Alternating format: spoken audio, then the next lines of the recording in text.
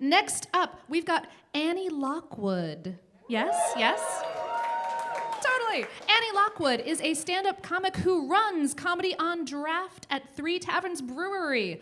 I said that word, I'm so proud of me. She is constantly running from the Red Bull and hopes more people can see that she is a unicorn. Please give it up for Annie Lockwood and The Last Unicorn.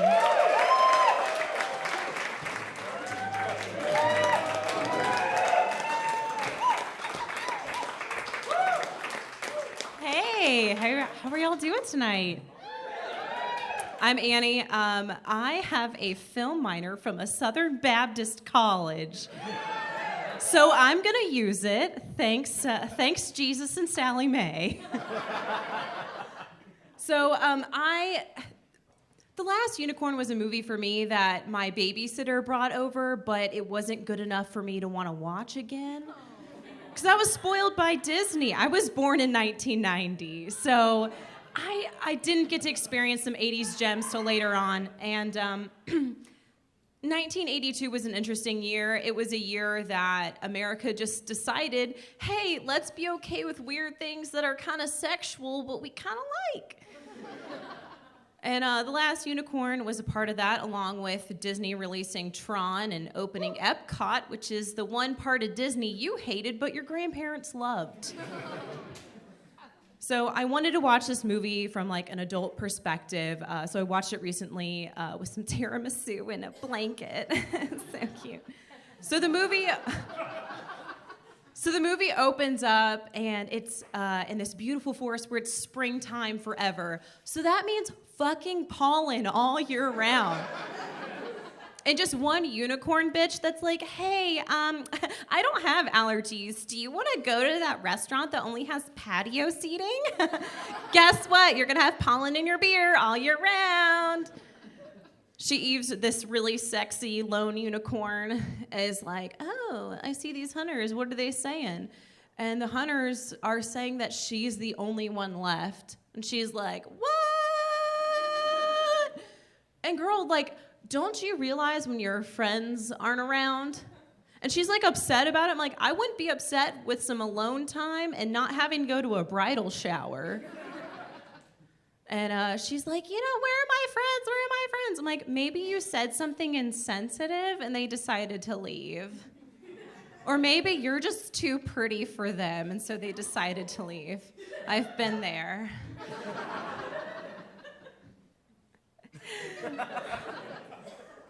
So then this really creepy, touchy-feely butterfly comes around and is like, starts singing these riddles thinking he's like Jiminy Cricket or some shit. And he's like, ooh, Red Bull, Red Bull. And she becomes this drunk girl that's like, I don't know where my friends are. Like, where are my friends? If someone just gets me a Red Bull, I think I can find my friends. So she decides to go on a quest. And she meets nobody at first. And then she walks around and she falls asleep. And she's captured by a lady named Mommy Fortuna. As a woman who calls her mother Mommy, she's not very motherly. But Mommy Fortuna has a sideshow, and she captures average animals and uses a lot of contouring and Instagram filters to make them look like they're special. So she's captured, and we also meet Schmendrick. He is a magician that has unreliable magic, just like most men. You know, that unreliable, hey, let me take you on a date Friday night. I'll follow up with you on Thursday. And then you, like, don't hear from him on Thursday, and you're like, fuck him. And then on Friday, he texts you at 10 p.m., hey, what's up? I'm like, I don't know what's up. You asked me to go on a date on Friday, then you didn't follow up with me. That kind of unreliable, unpredictable magic. Smedrick ends up being a nice guy, and he releases the last unicorn from her cage, and she decides to release all the other animals, including a vulture harpy with 3 dangly tits. The vulture ends up killing Mommy Fortuna, which is actually a good thing, so Angela Lansbury can do more important things. Like playing Mrs. Potts in motherfucking Beauty and the Beast. and Murder, She Wrote. So anyway, we meet them, and they're like, you know what? Let's just go on the road together. Let's do a buddy road trip film. And they start walking around, and they meet Captain Cully and his wife, Molly. Molly pretty much needs Stacey London from TLC's What Not to Wear, but yeah. She's rough looking. Don't feel bad for her. So anyway, they all get together, and they're like, oh, we figured out where the Red Bull is. He's with King Haggard. And Schmendrick decides to show off a little bit and use a little bit of magic. And Captain Cully is confused, so he ties him to a tree. And Schmendrick uses his unreliable magic again to turn that tree into this like mega tit woman monster that he ends up motorboating so hard that he's smothered by the tree tits. This is a children's movie? I don't understand it. And so anyway, they get away, and they're like, oh, Red Bull's bad. Oops, here's the Red Bull. And Schmendrick, being the good platonic male friend he is, decides to turn the last unicorn into a naked woman. This naked woman is so hot. She's like this ethereal, like anime hot, long hair, big purple eyes, weird birthmark. He's all into it. And they're like walking along, she's naked kind of, and they get to King Haggard's castle. And of course you can't be like, hey, this is my friend, naked unicorn lady. So Schmendrick calls her Lady Amalthea. And so they get there, they meet King Haggard, and the property is decreasing in value, but it's oceanfront, so it's nice. So we learn that King Haggard has a lot of problems. And we also learn he has an adopted son named King Lear, because apparently King Haggard was so bored that instead of getting a guinea pig, he decides to get a son.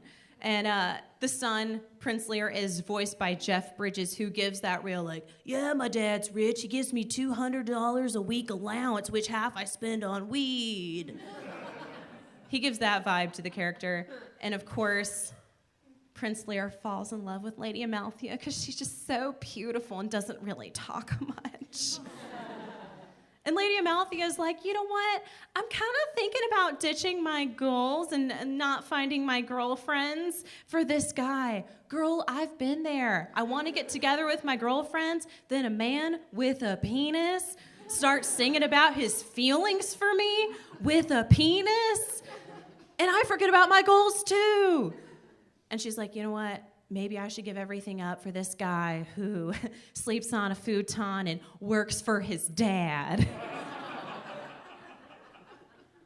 She's like, I don't know. And then Molly and Schmendrick end up meeting this cat pirate deal. This writer just like threw in characters because they had like a nephew in film school that they needed some favors for.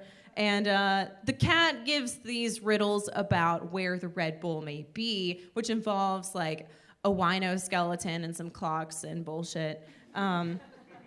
We find out later in the film that King Haggard, not only does he look like he has an eating disorder, but it turns out that he has captured all the unicorns and put them in the ocean. You know, I wonder if the writers were like, dude, I had a really bad trip. And I saw the worst thing ever. It was like an ocean full of unicorns, but like they couldn't get out. It's like the saddest thing. And so what they try to do is they try to solve what's the riddle and everything. And they finally get down to where the Red Bull is. And they're like, you know what? We should just turn Lady Amalthea back into a unicorn to get the Red Bull to do his shit or whatever. And then Prince Lear is like, dude, you know what? I love this unicorn. My dad only has one rule, that's knock first before you enter, so I'm totally cool with being with a unicorn for the rest of my life. So he dies for the unicorn and fights the Red Bull. And the unicorn's like, bitch, let's get it on. And she fights that Red Bull so hard that the Red Bull goes into the ocean, the castle crumbles, the king dies. Prince Lear dies too, but then she resurrects him, and then all the unicorns come out of the ocean. They're like, Surf City, USA! It's like all these unicorns riding waves, and And that's when I learned that the last unicorn shouldn't be called the last unicorn. It should be called How Much It Sucks to Be a Woman. So the unicorn leaves and she's like, BRB, I'm gonna go take a nap. And Schmendrick says, you know, Prince Lear, you're super lucky you had her. You had her. And that's what I tell all my exes. You're lucky you had me. Thank y'all so much. I'm Annie Lockwood. Enjoy your night. Falcor on my squad, my dog, and it's even smelling good by the stench bog. I saw a Red Bull, but didn't bug out. He was getting freaky with a unicorn, no doubt. Put on my boots and jacket, heading for the door. Bought a dime bag from my little homie Willow. I gotta go, cause I'm always going non-stop. I'm working for a witch, so she can make the spells drop. Had to stop for a bright light, dark crystal glowing, not a Skeksis in sight. And everything is alright. I got a text from a hawk, and she's a lady all night. Called up the goblins, and I'm asking y'all, which trick is Jareth taking to the ball? Get me on the dance floor, I'm trouble. Last week went to the ball, got put inside a bubble. Like a beast master on his sword and sorcery game. I can't believe today was a good day.